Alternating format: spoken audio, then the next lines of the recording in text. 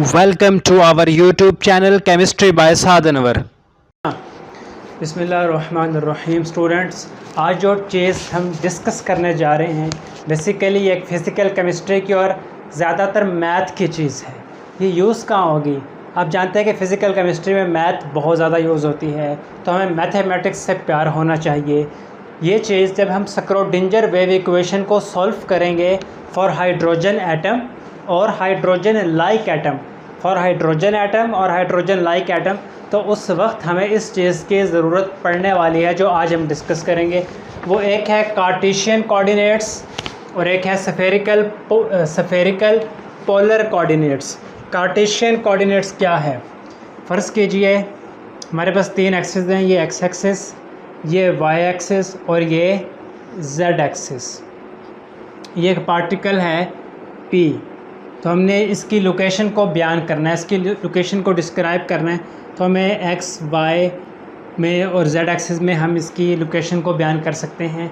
ये होता है कार्टेशियन कोऑर्डिनेट्स, जिसमें हम एक्स वाई जी लेते हैं। एक होता है spherical polar coordinates. Spherical polar coordinates में जो पार्टिकल होता है उसकी पोजीशन को, उसकी लोकेशन को डिस्क्राइब करने के लिए हमें तीन चीज़ें चाहिए होती हैं, एक रेडियल डिस्टेंस और दो एंगल। मैं इसे ड्रा करता हूँ। इसी तरह ये एक एक्सिस, जिसमें से इसको हम वाई एक्सिस कह दें, इसको हम एक्स एक्सिस कह दें और इसको हम जेड एक्सिस कह दें। ये ओरिजिन कह दें, या ज़्यादातर हम इसे पोल भी कह सकते हैं। ओरिजिन से पार्टिकल पी का डिस्टेंस है, एक जो डिस्टेंस है, इस डिस्टेंस को हम स्मॉल आर कहते हैं। ये एक पोजीशन वेक्टर है, पोजीशन वेक्टर है जो कि डिस्क्राइब करता है इस पार्टिकल पी का डिस्टेंस ओरिजिन ओ से। ठीक, तो अब हम ये डिस्क्राइब करेंगे कि इसमें थीटा और फाई क्या है। थीटा को हम बोलते हैं जीनत एंगल, जीनत एंगल, और फाई को हम बोलते हैं एजीमुथल एंगल। इस फाई को हम क्या बोलते हैं?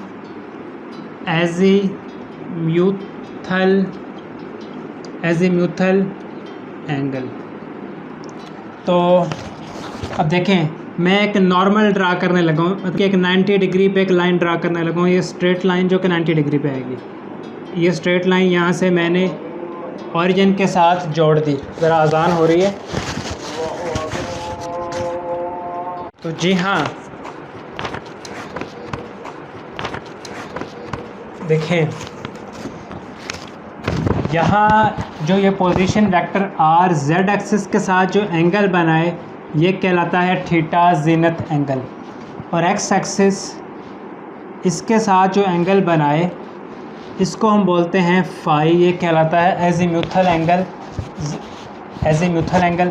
और ये डिस्टेंस है स्मॉल वाई। अच्छा, इस पॉइंट्स को नाम दे दें, ये पॉइंट पी है, इस पॉइंट्स को पॉइंट्स एम कह दें। ये ओरिजिन के साथ इधर टच कर रहा है।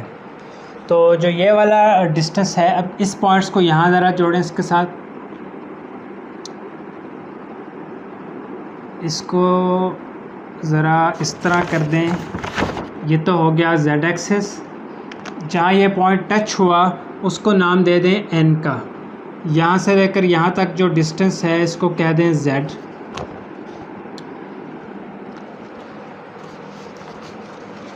अच्छा, तो ये सब चीज़ें हो गई। ठीक है, कुछ रह तो नहीं गया।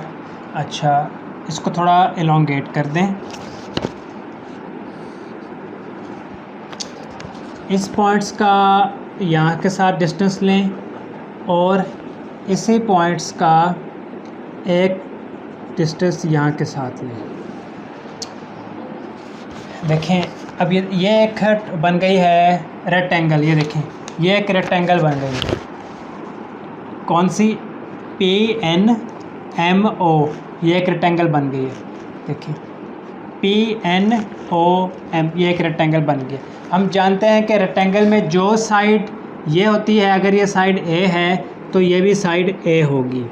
अगर ये साइड ए है तो ये भी साइड ए होगी, ये साइड सेम होंगी।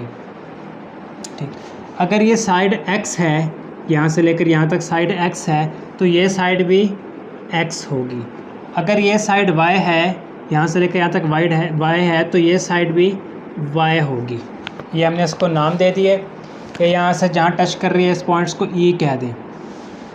अब हम इस पर थोड़ी सी ज्योमेट्री अप्लाई करेंगे। यहाँ देखें, इसको मैं मिटा देता हूँ, इसकी ज़रूरत नहीं इतनी। अच्छा, अब इस सारे को रब करें। अच्छा, इन ट्रायंगल NPO, इस ट्रायंगल में, ये मैं यहाँ बना देता हूँ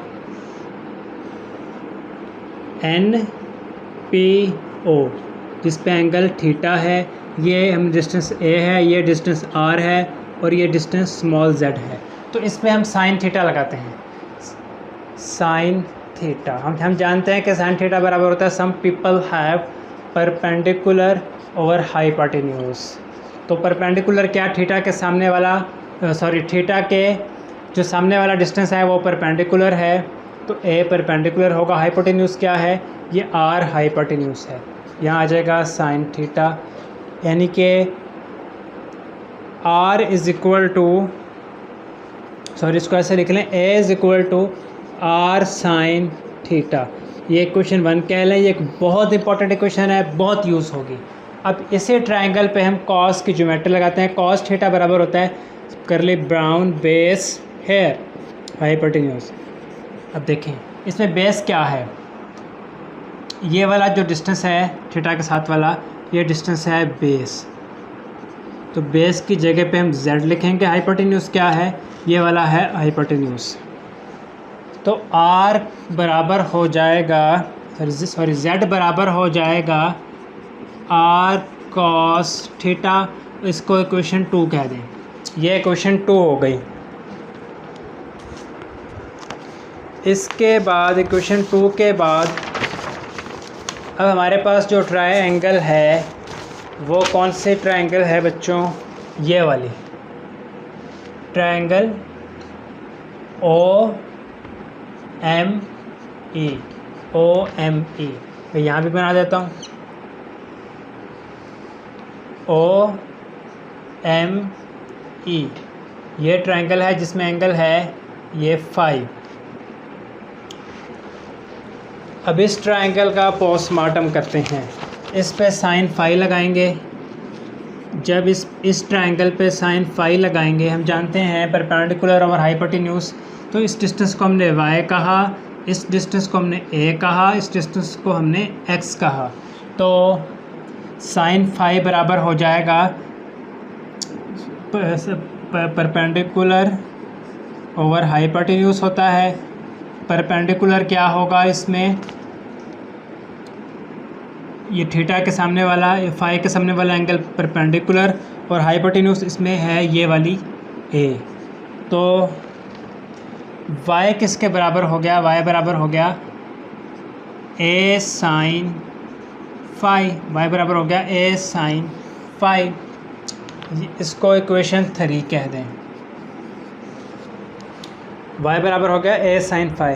अब इक्वेशन 1 में देखें, equation put equation 1 in equation 3। तो इक्वेशन 3 क्या बन जाएगी, y इज़ इक्वल टू, इस a की जगह पे इक्वेशन 1 से a की वैल्यू पुट करेंगे तो r साइन थीटा और साइन फाई। ये एक बड़ी अहम इक्वेशन बन गई। y is equal to r sine theta और साइन फाई। अच्छा, तो इसी ज्योमेट्री पर ट्रायंगल OME पर हम अब कॉस फाई लगाते हैं। सब पहले कर ली बेस ओवर हाइपोटेन्यूज। बेस क्या है हमारे पास, इसमें बेस हमारे पास है x, हाइपोटेन्यूज क्या है a। तो x बराबर हो जाएगा a cos फाई। इसको आप इक्वेशन 4 कह दें। अब इक्वेशन 4 में एक की जगह पे इक्वेशन 1 से पुट करें तो x बराबर हो जाएगा r sin theta cos phi. तो ये x की वैल्यू आ गई हमारे पास और ये हमारे पास y की वैल्यू आ गई।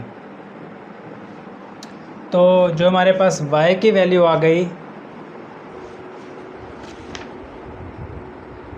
अच्छा तो ये देखें, ये जो हमारे पास y की वैल्यू आ गई, ये क्या आ गई,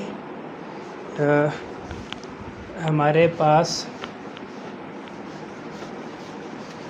ये देखें y की वैल्यू आ गई, हमने इस क्वेश्चन से निकाली r, y बराबर हो गया r sine theta sine phi, और ये x किसके बराबर हो गया, हमने वहाँ निकाला x is equal to r sine theta cos phi. अच्छा, तो ये ज्योमेट्री थी स्फेरिकल पोलर कोऑर्डिनेट्स की। हमने इसको थोड़ा समझने की कोशिश की। जब हम स्क्रोडिंजर वेव इक्वेशन को हाइड्रोजन एटम के लिए या हाइड्रोजन लाइक एटम के लिए सॉल्व करते हैं तो हमें इसकी बड़ी ज़रूरत पड़ती है। आप बुक्स में अगर स्क्रोडिंजर वेव इक्वेशन को देखें हाइड्रोजन एटम और हाइड्रोजन लाइक एटम के लिए, तो आपको ऐसी डायग्राम, ऐसी ज्योमेट्री मिलेगी, आप उसको यहाँ से समझ सकते हैं।